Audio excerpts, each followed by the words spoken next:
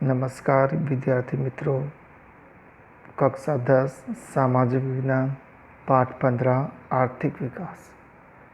आर्थिक विकास के पाठ के अंदर आज मैं समाजवादी पद्धति के बारे में, अर्थ, लक्षण, लाभ, मर्यादा के बारे में सविस्तार समझाने वाला हूँ।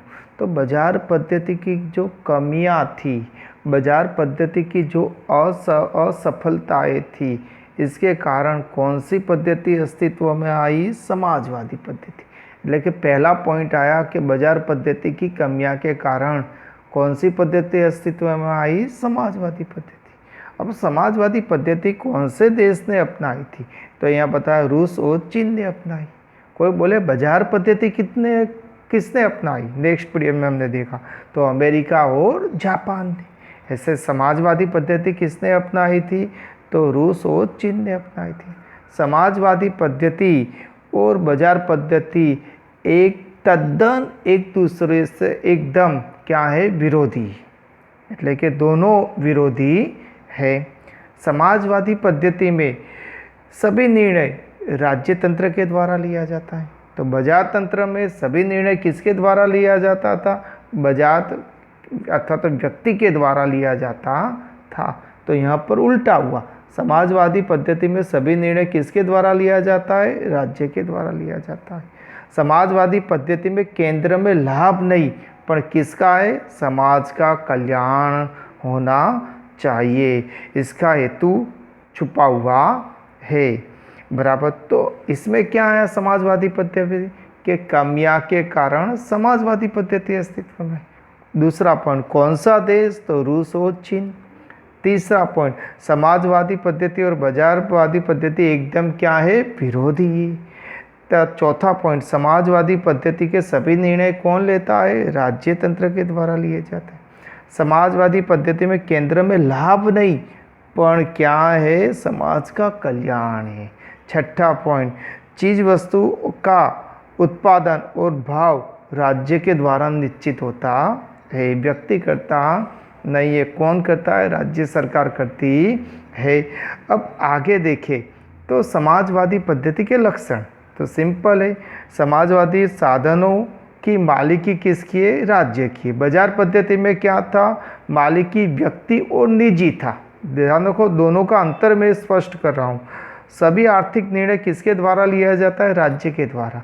जब बाजार तंत्र में सभी निर्णय किसके द्वारा लिया जाता था? कि कोई व्यक्ति के द्वारा लाभ के आधार पर सभी निर्णय लिया जाता था।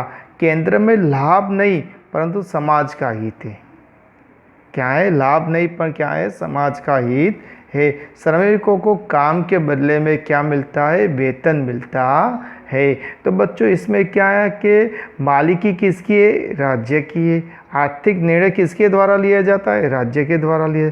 लाभ नहीं, पर क्या छुपा हुआ है? समाज का हित छुपा हुआ है। श्रमिकों को काम के बदले में क्या मिलता है? वेतन मिलता है। अब देखें बच्चों के समाजवादी पद्धति के लाभ।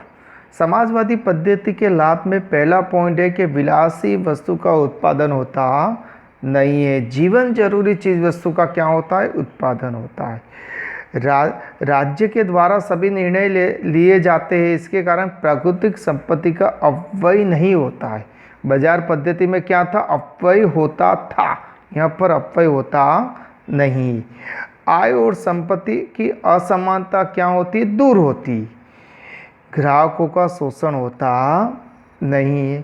अब देखें आगे कि समाजवादी पद्धति की मर्यादा अथवा तो सीमाएं।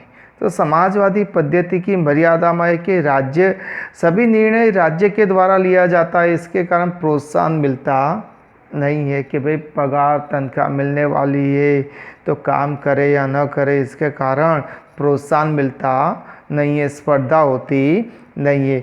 दूसरा, स्पर्धा के अभाव के कारण अर्थतंत्र में संशोधन का वेग नहीं मिलता। स्पर्धा नहीं होने के कारण नए नए थॉट, नए नए विचार आते नहीं है। इस पद्धति में व्यक्तिगत स्वतंत्रता नहीं रहती।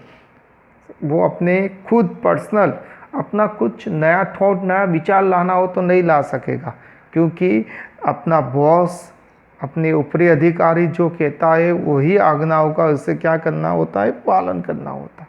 चौथा पॉइंट, राज्य का हस्तक्षेप नहीं होने के कारण नौकरशाही का भय क्या होता है, उत्पन्न होता है।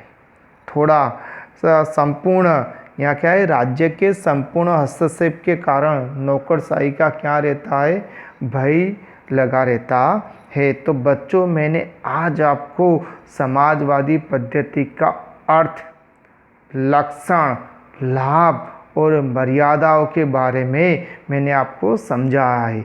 जो बोर्ड की परीक्षा में 2-2 गुण के आता है, लाभ आए, मर्यादाएं आए या लक्षण आए, अर्थात तो समाजवादी पद्धति किसे कहते हैं, तो आपको इसके बारे में क्या करना है, पूरा पॉइंट पढ़कर आपको क्या करना है, लिखना है। धन्यवाद।